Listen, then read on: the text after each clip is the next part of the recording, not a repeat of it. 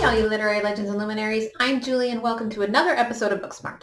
Today's book is, well, I don't know what it is. Memoir, true crime. It's called Carrie Carolyn Coco, My Friend, Her Murder, and an Obsession with the Unthinkable by Sarah Gerard. Okay, this one's going to be a tough one. Let me preface this episode by saying that I do not wish to minimize anyone's grief in relation to a friend or loved one's death. I also do not wish to minimize the life of the person who died, but I have a lot of problems with this book. Remember The Woman Beyond the Attic, the B.C. Andrews story by Andrew Niederman? That is probably the worst book I've ever read in years. But it had laughable qualities, almost like a Saturday Night Live sketch, a parody of a biography. Nothing is funny about Carrie Carolyn Coco, which made it all the more difficult as I tried to read Gerard's book. It is the worst book I've read in years, even worse than The Woman Beyond the Attic. So, on Labor Day weekend, I found myself at Barnes & Noble because they were offering triple stamps and I already had a $15 reward. This is the only time I buy new releases. I picked up Carrie Carolyn Coco, then put it back. I've read too many My Friend Was Murdered books only to be disgusted that the term friend was used very loosely. It should be called I Knew Someone Who Was Brutally Murdered.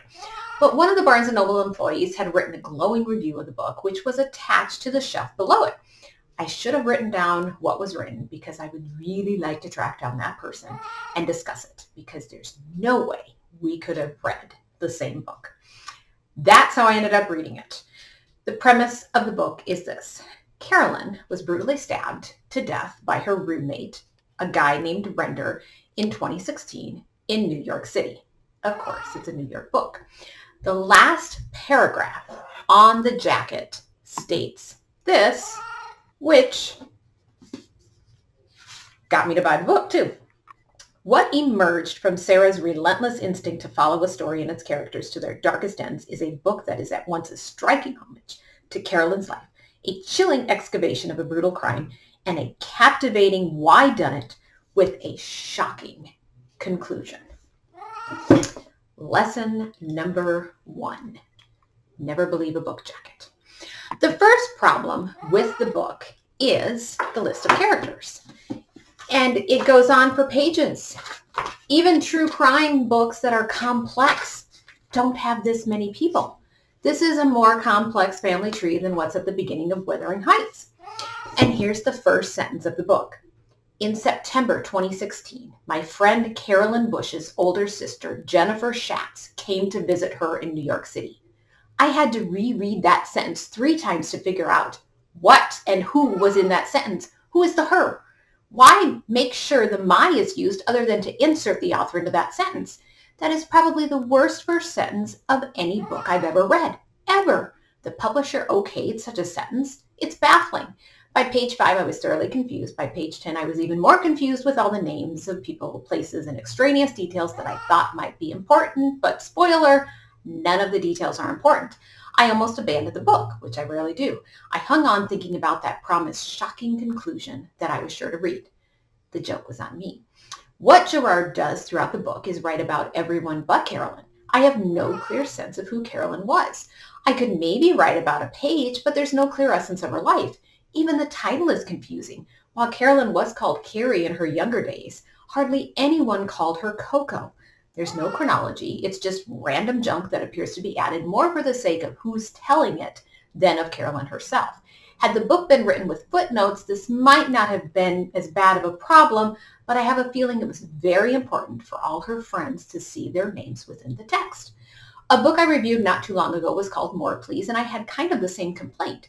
Emma Spector, the author of More Please, did the same thing, just dropping in what other people said with little integration or cohesion. I really hope this is not the wave of the future in books, that all our social media time and AI is now just formulating random stuff without a narrative, and that our brains actually think this is good writing and storytelling.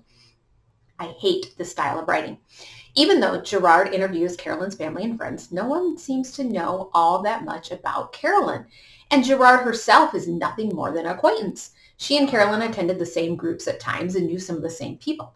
Based on the book information, it appears as though Gerard and Carolyn had lunch together. Once. I saw that coming with the subtitle. Anyway, let me read you a page. so that you can get a sense for yourself the kind of details that are in this book. So Carolyn's a poet and helps create Wendy's Subway, a place for writers to come together. She is covering one of the events and her not quite a boyfriend is texting her. Here's what Gerard has written.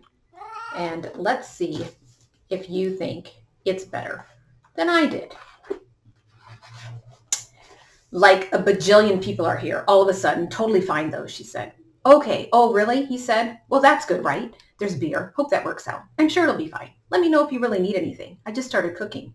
20 minutes later. This is garbage, she said about the readings. I'm dying. I can't not talk shit. That bad, huh? Said Kevin. Intermission. They're playing emo pop rock. No irony. No. She described a few of the pieces being read in cringeworthy detail. A little later, still during intermission, she said, actual dashboard confessional actually was playing. This is funny to me because I know that she used to like dashboard confessional.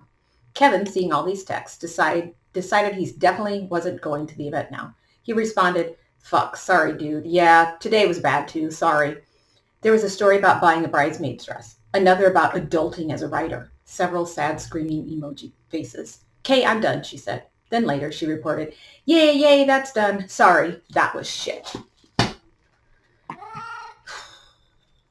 What does that have to do with anything?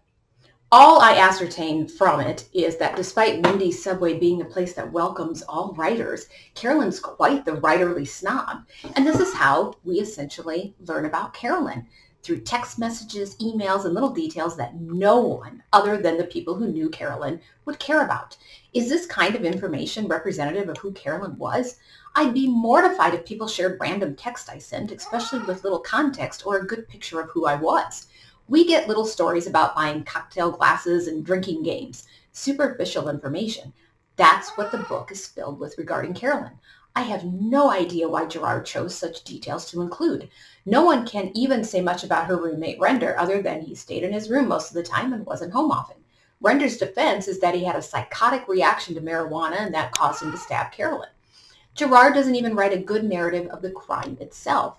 We learn bits and pieces hither and thither throughout the book. Instead, Gerard chose to spin a more woke story, making sure we know that Bard, where both Carolyn and Render went to college, didn't intervene since Render obviously had mental health issues and Carolyn herself was probably depressed, although that is just mentioned in passing by someone who knew her. Here's a couple of undeveloped paragraphs for your amusement that relate to Bard and the situation. A great many other Bard students have shared with me that the school didn't provide adequate mental health services while they were there and that the culture of Bard directly contributed to their unwellness. Professors have shared that mental instability is so much the norm that it can be hard to tell which students they should actually worry about. Surely an institution tasked with educating students who attend classes there for 4 years on average and often live on campus must also be tasked, to a degree, with their mental well-being. Given the slew of rapes, murders, and suicides that have happened in connection to Bard, it seems unconscionable that the school has not taken more deliberate and robust measures to support the mental health of its student body before or after such tragedies occur. First of all, the murder happened long after Carolyn and Render were at Bard. Secondly, why would it be a college or a college professor's responsibility to know a student's mental health condition? Bard is a small school, yes, but who's reporting what to whom? You're considered an adult at 18. That would be like saying that it's my employer's responsibility to check in with my stress levels at work, and if I have a breakdown due to work-related issues, it's my employer's fault and responsibility. At what age must we start taking responsibility for our own mental health? College is not a K through 12 school district with mandatory reporting.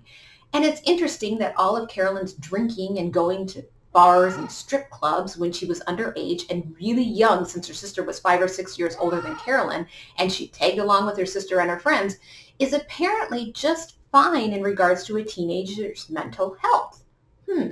But a college is responsible for its students' mental well-being.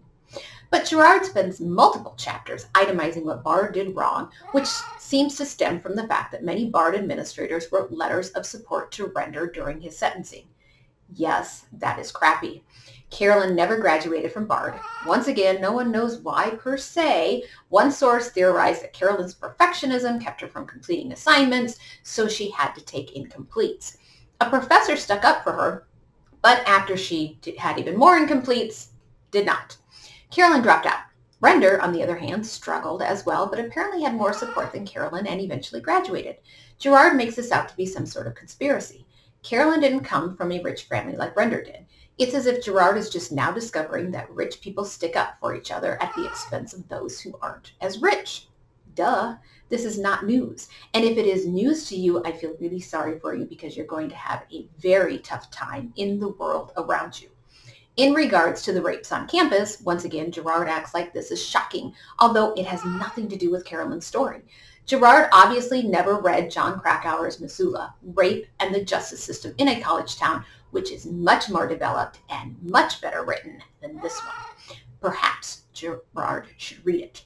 Gerard paints a horrible picture of Bard, and as reader of memoirs, I've got to say that I'm sick of reading about Bard. Phuc Tran, last week's Booksmart episode, Saigon, he went to Bard. Bard comes up a lot. It is the place for the artsy and the gifted, which means it's even less shocking that underneath its stellar reputation lies all these dark secrets. Gerard also spends a lot of space in the book pointing out all the people who work in high positions at Bard. They are all related to someone there already. Of course they are. I find it interesting that Gerard acts like nepotism at colleges is unjust and atrocious, yet that's how everything in this society works. The best person for the job rarely ever gets it. It's who you know. Isn't that how many writers get published? Because they know someone who knows someone who knows someone? Same with Hollywood. Even the school district I teach at sends out emails asking us to recommend people we know as if they don't have enough applications with the hundreds that apply to every open position. I really hope this is not indicative of future generations, this obliviousness. Maybe they actually believe that everything is fair and everyone is equal and everything is inclusive. Yikes. And once again, none of this has anything to do with Carolyn. And just to cover all the main woke topics, Gerard makes sure to throw in that if Render would have been black, he would have gotten a longer sentence. But this is the sort of stuff that Gerard gets distracted by. I don't know if she's trying to use Carolyn's murder to make a social statement or what. She even brings up Tracy Thurman, a TV movie that I watched all the time on Lifetime when I was in junior high. It was horrifying watching her abusive ex-husband stomp on her head while a policeman just stands there doing nothing. I reread that whole chapter after I had finished the book, trying to find the link to Carolyn.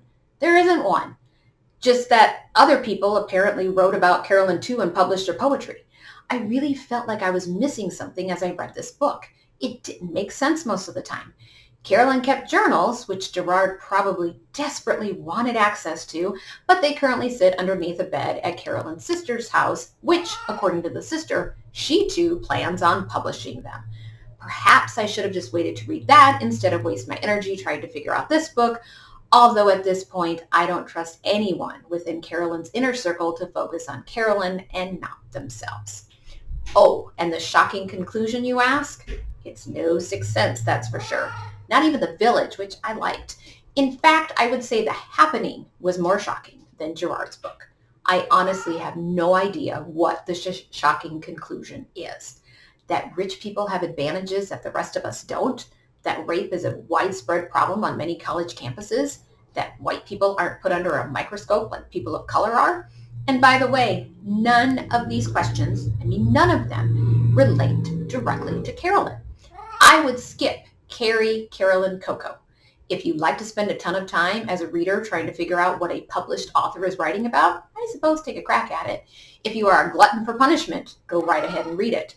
The book only frustrated me beyond belief, not only because there essentially wasn't a narrative structure at all, but I don't even have a good idea who Carolyn was, for her life story was overshadowed by all the names of the living that filled its 346 pages.